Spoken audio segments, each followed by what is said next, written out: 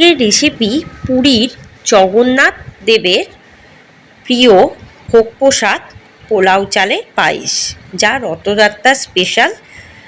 এই ভিডিওর মাধ্যমে দেখাবো কিভাবে বানাবেন। আমি কিন্তু পুরী থেকেই রেসিপিটি শিখে এসেছিলাম, সেটাই আপনাদের সাথে শেয়ার করছি। নমস্কার বন্ধুরা, মাই সিম্পল লাইফস্টাইল ব্লগে স্বাগত জানাই। আশা করি ভালো আছেন, সুস্থ আছেন। দেখে নিন আজকের রেসিপি, তাহলে কিন্তু এই পদটি শিখে যাবেন এবং প্রভুকেও প্রসাদ হিসাবে দিতে পারবেন। কড়াটা একটু হালকা আছে গরম করেই দিয়ে দেবো 1.5 লিটার আমুলের টোন মিল্ক। আপনারা যে কোনো ব্র্যান্ডের ডবল টোন মিল্ক ইউজ করবেন। দুধটা যখন হালকা একটু গরম হয়ে যাবে তখন দিয়ে দেবো 1 চিমটে নুন। নুনটা দিলে পায়েসের স্বাদটা বজায় থাকে। এবারে একটি মিক্সারে দিয়ে দেবো 100 গ্রাম মতো গোবিন্দভোগ চাল। সেটা কিন্তু আমি জল ছাড়াই ব্লেন্ড করে নেবো, একদম গুঁড়ো হয়ে গেছে। দেখুন, একদম কিন্তু এভাবে গুঁড়ো করে নিতে হবে। দুধটা হালকা ফুটে এলে এই এলাচগুলো স্ম্যাশ করে দিয়ে দিতে হবে, যাতে দানাগুলো আর খোসাগুলো আলাদা আলাদা হয়ে যায়।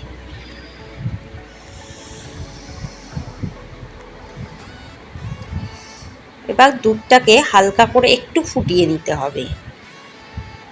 এই সময় গ্যাস বা ইন্ডাকশানের ফ্লেমটাকে অবশ্যই কমে রাখবেন, একদম লোতে রাখা হবে।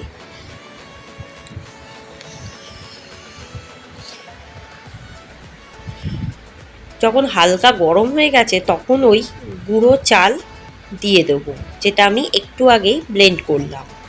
দিয়ে সাথে সাথেই নাড়তে থাকবো, নলে কিন্তু এই গুঁড়ো চাল তলায় ডেলা পাকিয়ে যাবে।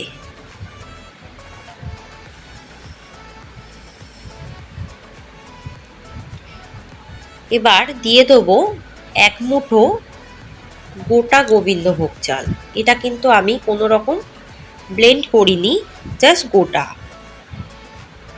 1 মুঠো বা 1 কাপ, ছোট কাপের। দিয়ে ভালোভাবে নাড়তে চাড়তে থাকবো, যাতে তলায় না গোবিন্দভোগটা ডেলা পাকিয়ে যায়। তার জন্য দিয়ে দেবো 4টে তেজপাতা, আর কনস্ট্যান্ট নাড়তেই থাকবো যাতে চালটা ডেলা না পাকিয়ে যায়।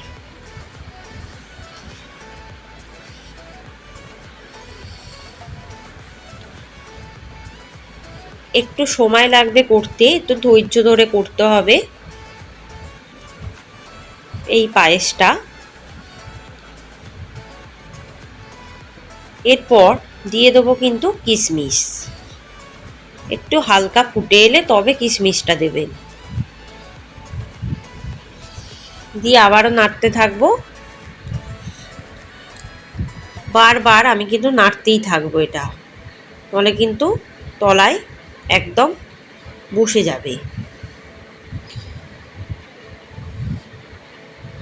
আর যতক্ষণ না চাল না সিদ্ধ হচ্ছে ততক্ষণ কিন্তু কোনো রকম মিষ্টি দেবেন না, তাহলে কিন্তু চাল সিদ্ধ হবে না।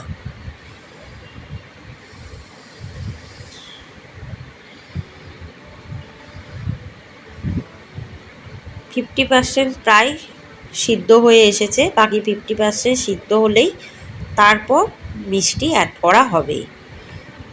দেখুন দুধে সর পড়েছে, তখন দিয়ে দেবেন 1 কাপ মতো কোরানো নারকেল। যখন দুধে সর পড়বে তখনই কিন্তু দিতে হবে। দেখুন দুধটা ঘন হয়ে এসছে, চালটাও প্রায় সিদ্ধ হয়ে গেছে। এবার আস্তে আস্তে নাড়তে থাকবো।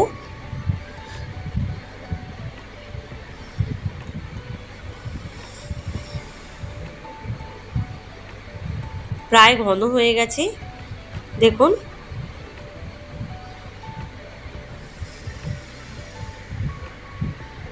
আর চালটাও প্রায় সেদ্ধ হয়ে গেছে।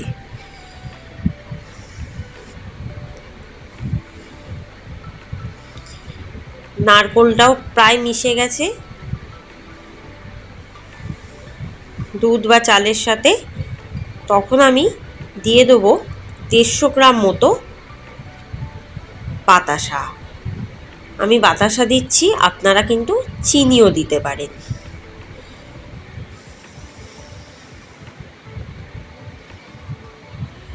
আমি এখানে গুড়ের বাতাসা ইউজ করেছি, যেটা যে কোনো দোকানে অ্যাভেলেবেল।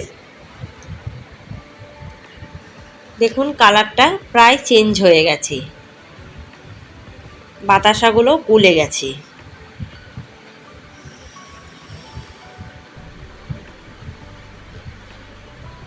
আর পায়েসটাও অনেকটা ঘন হয়ে গেছে, আর একটু ঘন করে নেব। এভাবে নাড়তেই থাকবো বারে বারে নাড়ছি বলে দেখুন তলার দিকটা ডেলা পাকিয়ে যায়নি। নামানোর ঠিক 10 মিনিট আগে আবারও আমি 1 কাপ মতো নারকেল দিলাম।